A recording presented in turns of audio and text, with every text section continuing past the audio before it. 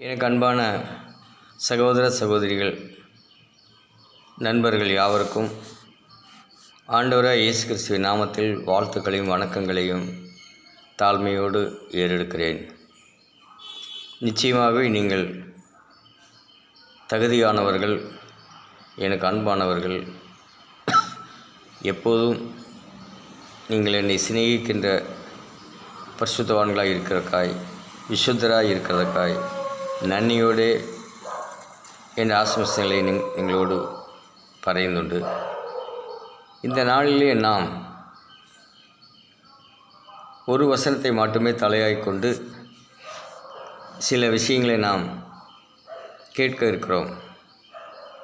ஏசாயா 40ஆம் அதிகாரம் 25ஆம் வசனம். இப்படி இருக்க என்னை யாருக்கு ஒப்பிடுவீர்கள், எனக்கு யாரை நிகராக்குவீர்கள் என்று பரிசுத்தர் சொல்கிறார். இங்கே அவருக்கு ஈக்குவல் பவர் உள்ள மனிதர்கள் யாராகலும் இந்த உலகத்தில் இருக்கிறார்களா என்று நீங்கள் ஆலோசிக்க வேண்டுமா? இவங்களை அன்போடு தாழ்மையோடு கேட்டுக்கொள்கிறேன். வள்ளிய மனுஷர் யாரெങ്കിലും தெய்வத்துக்கு ஈக்குவலாയിട്ടുള്ള வள்ளிய மனுஷரை ഈ ലോകത്തിൽ നാം കാണുന്നുണ്ടോ? എൻ്റെ സഹോദരന്മാരെ സഹോദരികളെ, എൻ്റെ അപേക്ഷ എന്തുവെന്നാൽ, நீங்கள் என்னுடைய கோரிக்கை என்னவென்றால், அவருக்கு நிகரான மனிதர்கள் இந்த உலகத்தில் யாராகவும் இருக்கிறார்களா?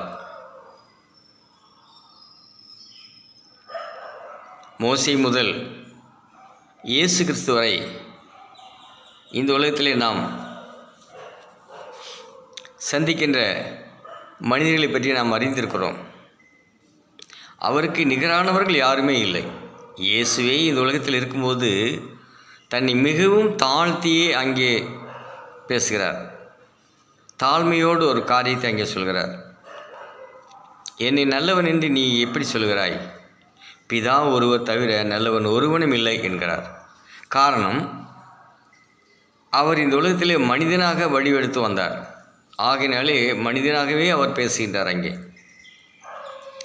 தேவனுடைய தற்சொரூபமாக இருந்தும் கூட, அளவில்லாத பரிசுத்த ஆவியானவர் அவர்கள் இருந்தும் கூட, அவருடைய ட்ரெஸ்ஸின் ஓரத்தை, அங்கியின் ஓரத்தை தொட்ட மாத்திரத்தை சுகம் பெற்றார்கள். நாம் நிறைய பாடல்களை கேட்குறோம். ஒரு வார்த்தை மாத்திரம் சொல்லும். அவன் அவ்வளவு பெரிய அதிகாரியாக இருந்தான். அந்த நாட்டிலே ரோம அரசாங்கத்திலே அவன் முக்கியமான ஒரு அதிகாரியாக இருந்தான். அவன் அங்கே சொல்கின்றார், இயேசுவே, ஒருவனை போ என்றால் போகிறான், ஒருவனை வா என்றால் வருகிறான், ஒருவனை செய் என்றால் செய்கிறான். இவ்வளோ அதிகாரத்தை பெற்றிருக்கிற நான் உம்மிடத்தில் ஒரே ஒரு வார்த்தை மட்டுமே நான் கேட்குறேன். நீர் ஒரு வார்த்தை மட்டும் சொன்னால் போதும், அங்கே சுகம் கிடைக்கும் என்கிறார். நீர் என்னுடைய வீட்டிலே வருவதற்கு நான் தகுதி இல்லாதவன். பாருங்கள், அவ்வளோ பெரிய அதிகாரி, ரோம சக்கரவர்த்தியினுடைய கீழ் இருக்கின்ற ஒரு 100க்கு அதிபதி. அந்த மனிதர் சொல்கிறார், ஆண்டவரே, நீர் என் வீட்டில் வந்து நிற்பதற்கு நான் யோகிதை இல்லை, எனக்கு தகுதி இல்லை. ஆகையினாலே நீங்கள் ஒரே ஒரு வார்த்தை மட்டும் சொல்லுங்கள் போதும் என்கிறார்.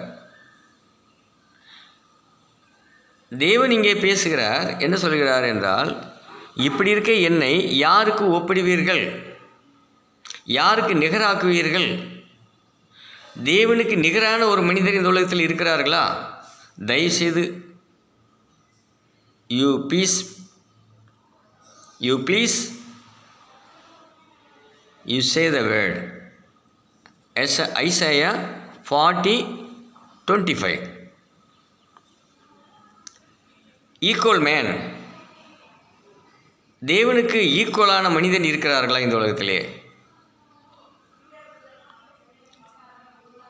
தயவுசெய்து தேடி வாசியுங்கள் என்று சொல்கிறார். வேதத்தை வாசியுங்கள் என்று தான் சொல்கிறார். தேடி வாசியுங்கள், அதனாலே நித்திய ஜீவன் உங்களுக்கு கிடைக்கும். வார்த்தையானது வல்லமை உள்ளது, அது ஆவியாயும் ஜீவனுமாயுமா இருக்கிறது. நீங்கள் ஆவி பிடிக்கிறதுக்கெல்லாம் நீங்கள் எங்கேயும் போக வேண்டாம். உங்கள் வீட்டில் தண்ணியை காய வச்சுங்க, நிறைய ஆவி வரும். தண்ணி கொதிக்க வைங்க, அதில் நிறைய ஆவி வரும். அதில் கொஞ்சம் யூக்கலிப்டஸ் தைலம் அல்லது விக்ஸு கொஞ்சம் தைலம். பழைய நாட்களிலே இப்படி தான் ஆவி பிடிப்பார்கள் என்றார். நொச்சி இலை இருக்கும், நீங்கள் பார்த்துருப்பீங்க, கேட்டிருப்பீங்க. ஆனால் அது இப்போ எங்கேயுமே காண, எங்கேயோ இருக்குது. ஆனால் நொச்சி இலையையும் வெங்கக்கல் என்று சொல்வார், கூழாங்கற்களையும் தண்ணீரில் இட்டு கொதிக்க வைப்பார்கள்.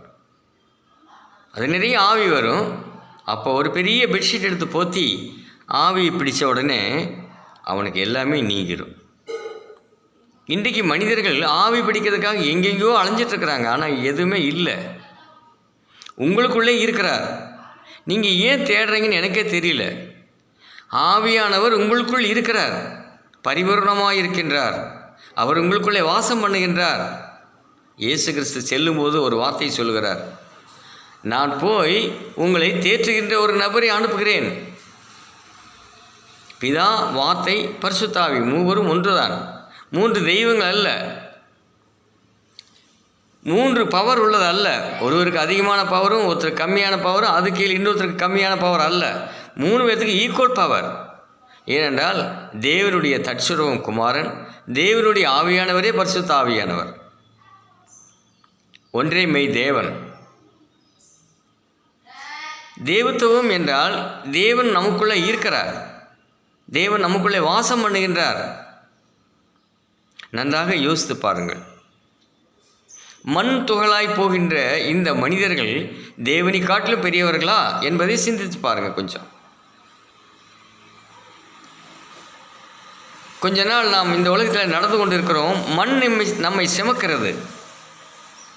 இந்த மண்ணான பூமி நம்மை சுமந்து கொண்டிருக்கிறது. நாம் நடக்கிறோம், ஓடுகிறோம், விளையாடுகிறோம், படுத்திருக்கிறோம். அந்த டைம் முடிஞ்ச உடனே நாம் அந்த மண்ணை சுமக்க வேண்டிய நிலை வருகிறது.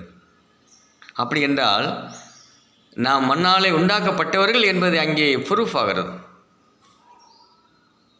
மரித்து போன ஒரு மனிதனை சவம் என்று சொல்கிறார்கள். சீக்கிரம் எடுங்கய்யா பாடிய.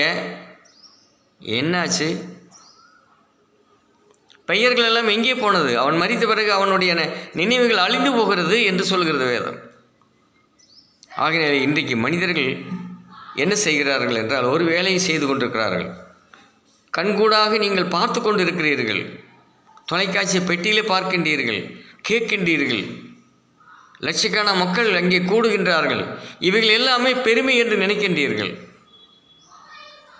இயேசுவின் பின்னே ஆயிரக்கணக்கான ஜனங்கள் நடந்தார்கள், லட்சக்கணக்கில் நடந்தார்கள், ஆயிரக்கணக்கில் அவர்கள் பயனடைந்தார்கள், வியாதியிலிருந்து விடுதலை அடைந்தார்கள்.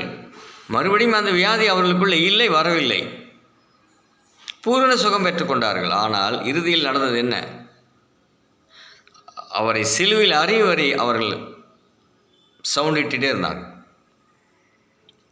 அவங்க பெகலை செஞ்சாங்க, அதாவது அங்கே ரகலை பண்ணினாங்க, பயங்கர ஒச்சேன். அவரை குருஸில் தரிக்கணும், சிலுவையில் அறையணும். You கிரூசிஃபைடு Jesus. ஜீசஸை கிராஸில் என்ன செய்யணும்? கொல்லணும். யார் அது? அவர் பின்னாடி நடந்தவங்க தான். அவரோடு உண்டவர்கள், அவர் கொடுத்த அப்பம் வாங்கி சாப்பிட்டவர்கள், அவரால் பூர்ண குணம் பெற்றவர்கள். இறுதியாக அவர்கள் என்ன ஆனார்கள்? அவருக்கு விரோதமாய் மாறினார்கள். யாருக்காக அவைகள்? அவர்கள் செய்தது அந்த பாட்டில் தவறாக இருந்தாலும் கூட அது யாருக்காக? நமக்காக, எனக்காக, உங்களுக்காக, சர்வலோகத்தின் பாவங்களை தீர்ப்பதற்காக கிறிஸ்து அங்கே சிலுவையில் அறியப்பட வேண்டும் என்பதை இறுதியாக இருந்தது. தேவன் அநேக தீர்க்கதரிசிகளை அனுப்பினார். மோசே முதல் சாமுவேல் வரை அநேக தீர்க்கதரிசிகள், நியாயாதிபதிகள், ராஜாக்கள் எல்லோரையும் அனுப்பி பார்த்தார். இந்த மனுக்குளம் மாறவில்லை. மறுக்குளம் தேவனுக்கென்று, தேவனுக்கு விரோதமாகவே நடந்து கொண்டிருந்தது. ஆகையினாலே அவர் இறுதியாக தன்னையே தன் குமாரனாக மாற்றி இந்த உலகத்திலே வந்தார். தற்சொரூபமாய் வந்தார். முழு ஆவியானவர் அவருக்குள்ளே இருந்தது, பரிசுத்த ஆவியானவர். அளவில்லாத ஆவியை பெற்றுக்கொண்டவர். நல்லா நீங்கள் யோசிங்க ப்ளீஸ். தயவு செய்து கர்த்தருடைய வசனத்தை பாருங்கள், பைபிளை திறங்க, படிங்க. உங்களுக்கு பைபிள் திறந்து படிக்கிறது கஷ்டம்னா இன்றைக்கி அதான் ஆண்ட்ராய்டு மொபைலில் லோடு பண்ணி வச்சுருக்குறாங்க, அப்படி கூட படிங்க. எப்படியாவது வேதத்தை மட்டும் படிங்கன்னு தான் நான் சொல்கிறேன். எப்போவுமே நீங்கள் வேறு எதையும் படிக்க வேண்டாம். என்னிடத்தில் சில புஸ்தகங்கள் இருக்கிறது, அந்த புஸ்தகங்கள் அனுப்பப்படுகின்றது, அதை பெற்றுக்கொள்கிறேன், அதை கொண்டு போய் கொடுக்கிறேன். சிலர் அதை விருப்பமாய் வாங்குவார்கள், சிலர் அதை எங்கெங்க நிறைய புக்கு இருக்குதுங்க, அங்கே பாருங்கள் நிறைய இருக்குது, அதை படிக்கவே எனக்கு நேரம் இல்லைங்க. இது எங்கேங்க படிக்கிறது? அவங்க வச்சுருக்கிற புக்கு வேறு, நான் கொடுக்குற புக்கு பைபிள் சம்மந்தப்பட்டது, வேதாகம விளக்க உரையது, இன்றைக்கான சத்தியம், ட்ரூத் ஃபார் டுடே. இன்றைக்கு ஜனங்கள் அறிந்து கொள்ள வேண்டிய சத்தியத்தை நான் கொடுக்கின்றேன். எடிக்ளோர் என்பவர் தன்னுடைய முழு சக்தியையும் பயன்படுத்தி அநேக ஆசான்களை கொண்டு